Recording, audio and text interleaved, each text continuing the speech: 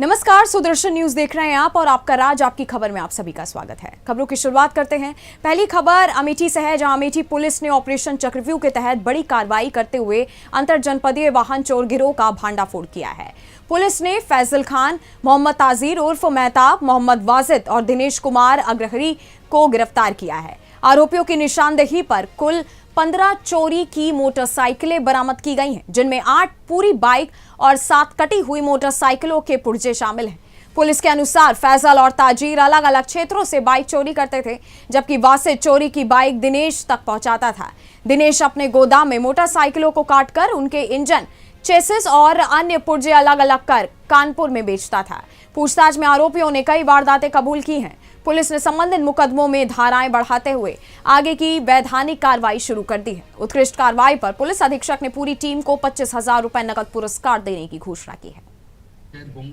चोर गैंग का खुलासा हुआ, कितने चोर पकड़े गए हैं और कितनी बाइकें बरामद हुई हैं? जनपद अमेठी में अपराध और अपराधियों के विरुद्ध लगातार कार्रवाई जारी है।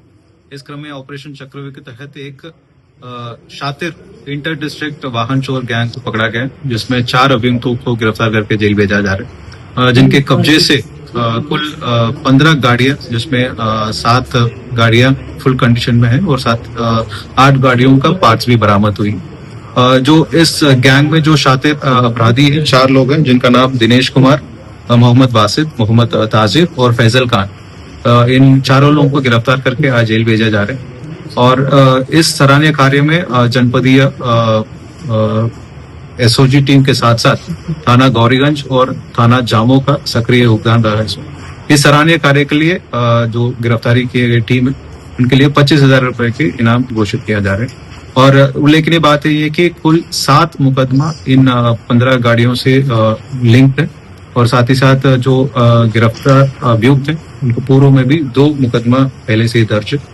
और ये इन लोगों का एक्टिविटी जो अन्य जनपद जैसे सुल्तानपुर, बाराबंकी, रायबरेली, यहाँ भी कंगाला जा रहे हैं, वहां भी वाहन चोरी किया है कि नहीं, और बाकी इनका जो अन्य जनपदों से भी क्रिमिनल हिस्ट्री कंगाला जा रहा है। किस तरीके से लोग गाड़ियों को चोरी करते थे, उसके बाद उसके पार्ट्स को अलग करते थे और कैसे?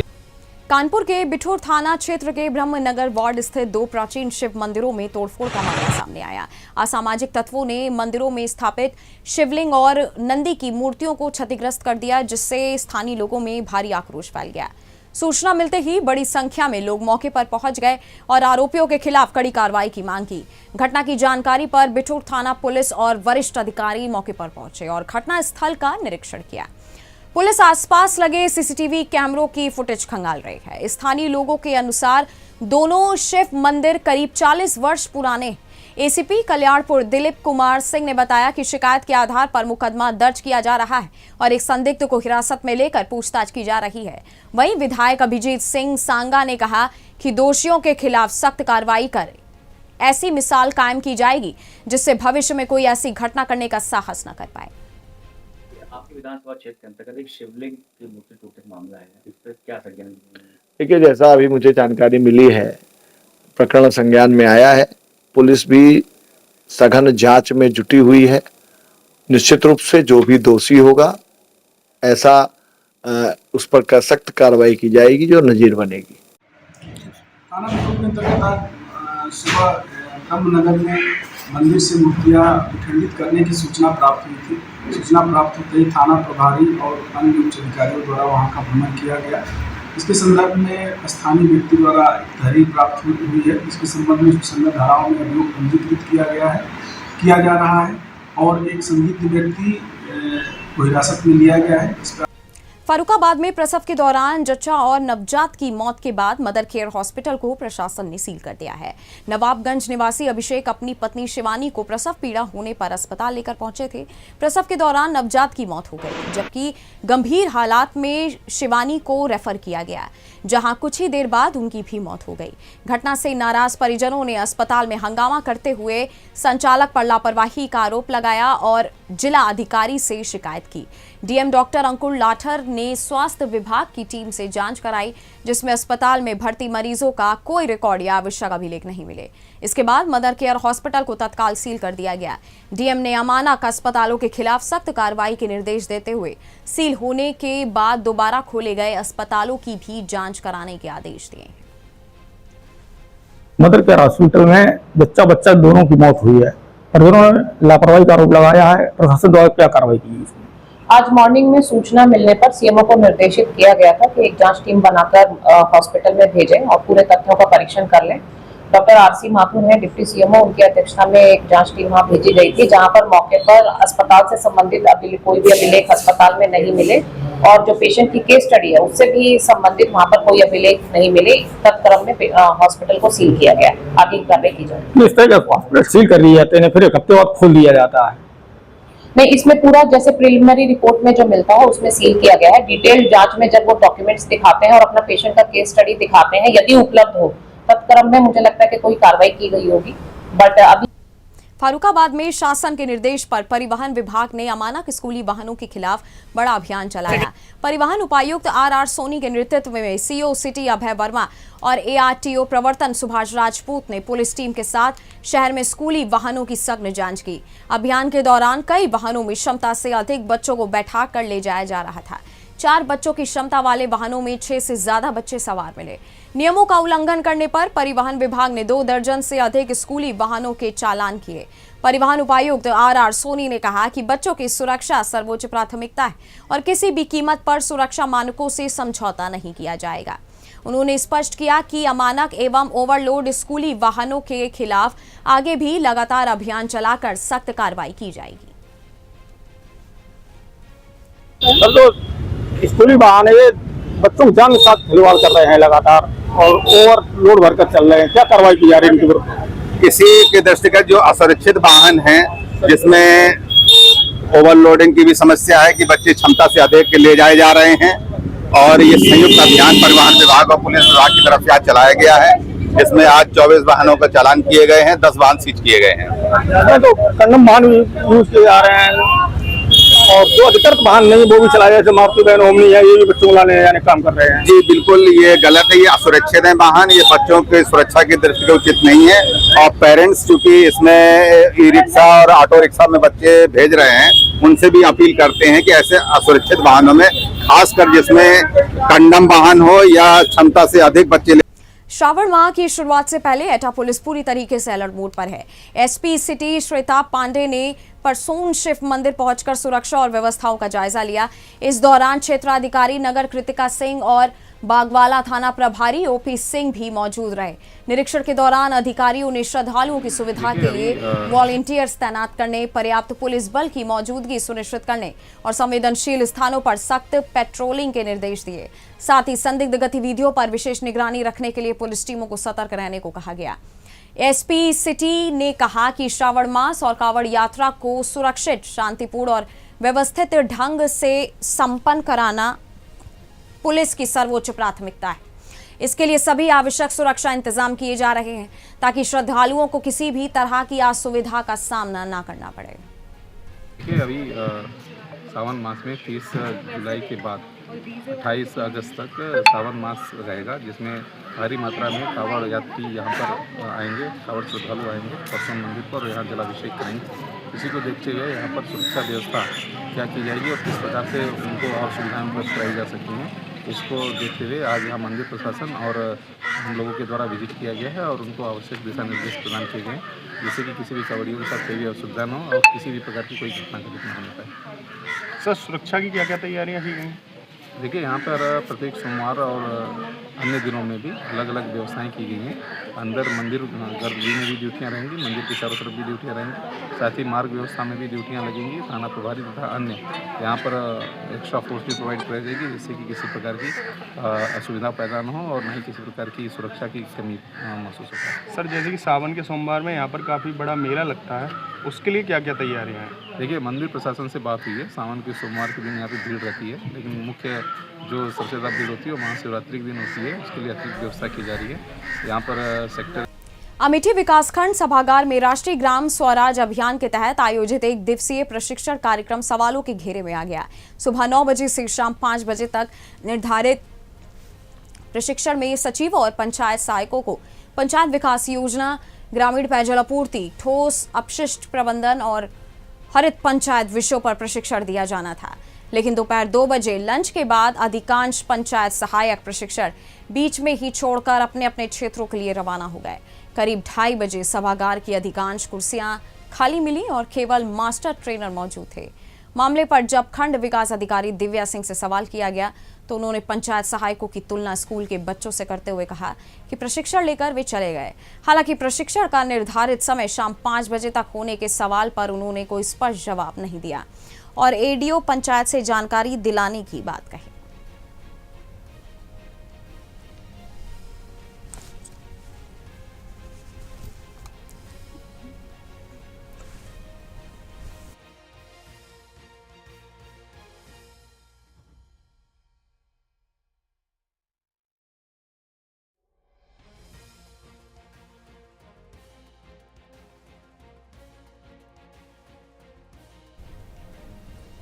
अमेठी के सावनपुर स्थित संगीता सिंह मेमोरियल स्कूल को जाने वाला मुख्य मार्ग बारिश के बाद जल भराव की चपेट में आ गया। आपको बता दें कि जल निकासी की समुचित व्यवस्था न होने से सड़क पर कई फीट तक पानी भर गया है, जिससे स्कूली बच्चों, शिक्षकों और स्थानीय लोगों को रोज पानी से होकर गुजरना पड़ रहा है।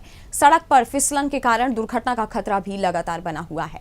स्थानीय नागरिकों का कहना है कि बरसात के मौसम में हर साल यही स्थिति बनती है, लेकिन शिकायतों के बावजूद अब तक कोई स्थायी समाधान नहीं किया गया। अभिभावक हर्षित सिंह ने बताया कि बच्चे को स्कूल छोड़ने के दौरान कई बार बाइक फिसलने से चोट लग चुकी है। वहीं मोनू तिवारी ने कहा कि ये कस्बे का मुख्य मार्ग है, जिससे अमेठी बाजार का आवागमन भी प्रभावित हो रहा है। लोगों ने प्रशासन से जल्द जल निकासी की स्थायी व्यवस्था कराने की मांग की है।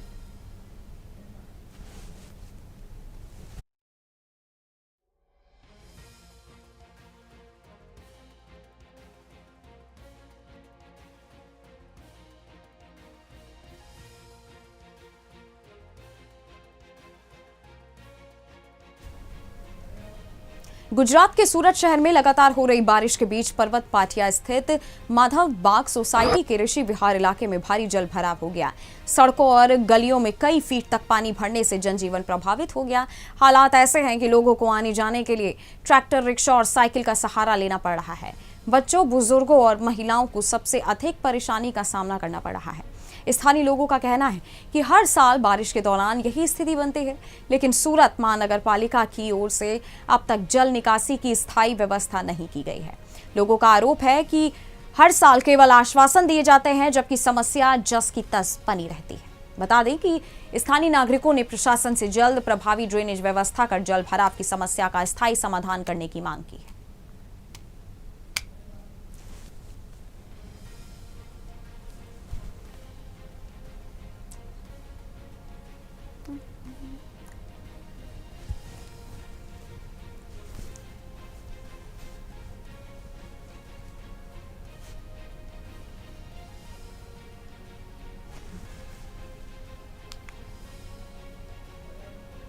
आजमगढ़ पुलिस ने फर्जी खतौनी के जरिए जमीन बेचने के नाम पर लाखों रुपए की ठगी करने वाले 4 सदस्यीय गिरोह का पर्दाफाश किया है।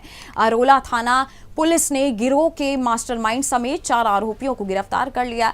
पुलिस के अनुसार आरोपी फर्जी और कुटरचित खतौनी दिखाकर लोगों को जमीन बेचने का झांसा देते थे और भरोसे में लेकर आरटीजीएस व नगद के माध्यम से लाखों रुपए ऐंठ लेते थे।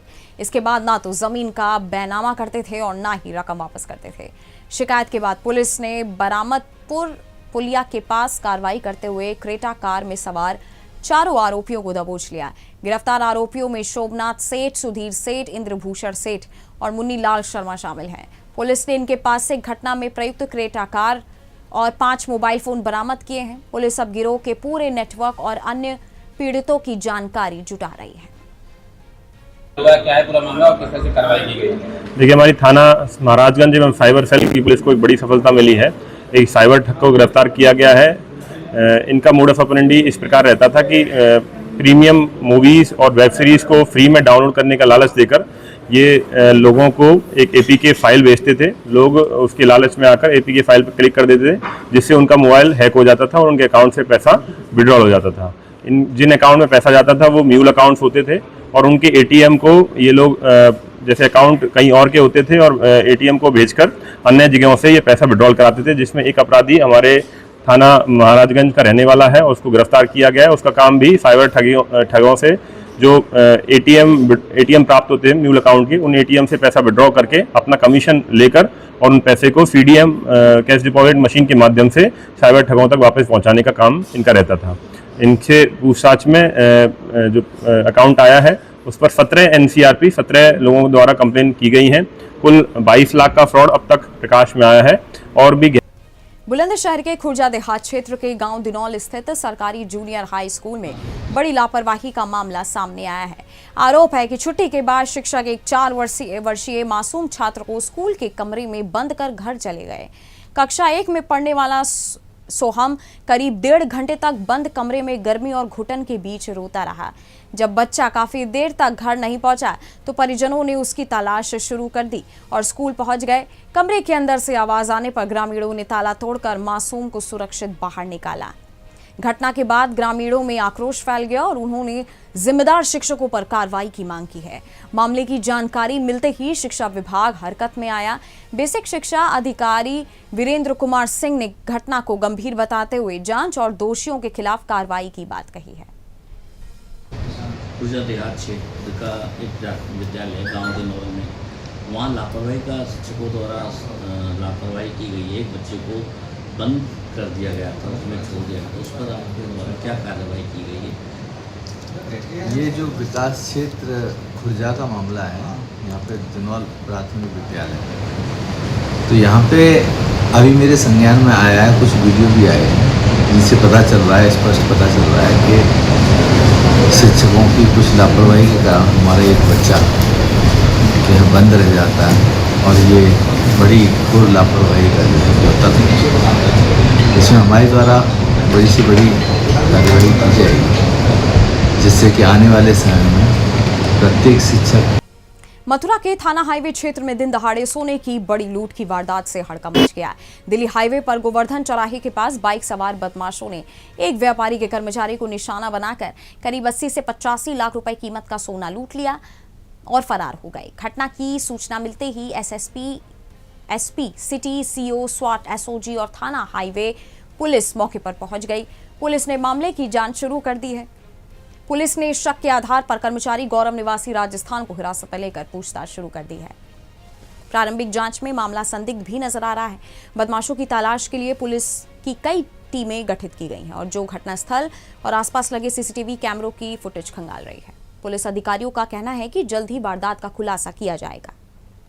थाना हाईवे में अभी से कुछ देर पहले ये सूचना मिली, एक व्यक्ति जिसका नाम गौरव है, मूल रूप से राजस्थान का रहने वाला है, एक कंपनी में काम करता है और उसके द्वारा कंपनी से प्राप्त कुछ सोना जो कि कुछ यहाँ से कलेक्ट किया गया था मथुरा में विभिन्न जगहों से, लगभग 550 ग्राम लेकर के एक बैग में वो जा रहा था और गोवर्धन चौराहे पे जब वो पहुंचा तो उसके एक परिचित व्यक्ति जो कि राजस्थान रोडवेज में बस चालक है, उसके साथ वो बस में बैठ गया। रोडवेज की बस में ड्राइवर के बगल में बैठा हुआ था और उसने बैग अपना बगल में रख दिया था। इसी बीच एक व्यक्ति आकर के वो बैग लेकर के चला गया। जब इसे आभास हुआ तो इसने हल्ला किया और बस ड्राइवर ने कुछ दूर तक उस व्यक्ति का जो कि मोटरसाइकिल सवार अपने साथ। वाराणसी कैंट रेलवे स्टेशन पर जीआरपी की सतर्कता से करोड़ों रुपए की ज्वेलरी बरामद होने का मामला सामने आया है। प्लेटफॉर्म नंबर 6 और 7 पर गश्त के दौरान पुलिस ने 2 संदिग्ध युवकों को रोककर तलाशी ली, जिनके पास से करीब 1,95 लाख रुपए कीमत की सोने और डायमंड की ज्वेलरी बरामद हुई। बरामद सामान में डायमंड की लग्जरी घड़ी, सोने की चेन, कई अंगूठियां और अन्य कीमती आभूषण शामिल हैं। दोनों युवक गुजरात के निवासी बताए जा रहे हैं। बड़ी मात्रा में आभूषण मिलने के बाद जीआरपी ने तत्काल आयकर विभाग को सूचना दी, जिसके बाद विभाग की टीमें मौके पर पहुंची और मामले की जांच शुरू कर दी गई। फिलहाल युवकों से आभूषणों के स्रोत, दस्तावेज और लेन देन से जुड़ी जानकारी जुटाई जा रही है। जीआरपी मामले की आगे की कार्रवाई में जुटी हुई है। 2 लोगों को आप लोगों ने हिरासत में लिया है, क्या पूरा डिटेल? आज दिनांक 24/7/2026 को आगामी श्रावण मास के दृष्टिगत आरपीएफ और जीआरपी और सीआईबी की टीम मिलकर के संयुक्त रूप से चेकिंग कर रहे थे। चेकिंग के दौरान प्लेटफॉर्म नंबर 6 और 7 के लोहता साइड से 2 व्यक्ति संदिग्ध अवस्था में दिखाई दिए, जिनके पास जाकर के पूछताछ की गई तो बताया कि साहब हमारे पास गोल्ड और डायमंड की ज्वेलरी है, जिसके संबंध में आयकर विभाग के अधिकारियों को सूचित करते हुए उनको थाना हाजा पर लाया गया। उनको जो प्रथम दृष्टया जांच आप लोगों ने किया है, तो क्या क्या बरामदगी हुई है, उसकी मूल्य क्या होंगे? ये इनके पास जो ज्वेलरी है वो उसकी कीमत इनके अनुसार है 1,95,64,897 रुपए की। क्या क्या है ज्वेलरी में? क्या है ज्वेलरी में? आभूषण वगैरह हैं। किस चीज़ के? गोल्ड के हैं और डायमंड के भी हैं। तो आगे क्या जांच चल रही? नेपाल के बांकी जिले के नेपालगंज में पूर्व नेपाल नरेश राजा वीरेंद्र वीर विक्रम शाह देव की प्रतिमा करीब 1.5 दशक बाद फिर स्थापित कर दी गई। वीरेंद्र चौक पर हुए इसी ऐतिहासिक आयोजन में नेपालगंज उप महानगर पालिका के मेयर प्रशांत बिष्ट समेत हजारों लोग मौजूद रहे। प्रतिमा स्थापना के दौरान पूरे क्षेत्र में उत्सव जैसा माहौल देखने को मिला। स्थानीय लोगों के अनुसार साल 2008 में नेपाल में राजशाही समाप्त होने के बाद कई सार्वजनिक स्थानों से पूर्व राजा वीरेंद्र की प्रतिमाएं हटा दी गईं। इसके बाद नेपाल धर्मनिरपेक्ष राष्ट्र घोषित हुआ था। लंबे समय से प्रतिमा पुनः स्थापना की मांग उठ रही थी, जो पूरी हुई है। कार्यक्रम शांतिपूर्ण तरीके से संपन्न हुआ। बड़ी संख्या में लोगों ने पहुंचकर राजा वीरेंद्र के समर्थन में नारे लगाए। भारत नेपाल सीमा से सटे नेपालगंज में हुई इस घटना को लोग ऐतिहासिक पहचान और सांस्कृतिक विरासत से जोड़कर देख रहे हैं।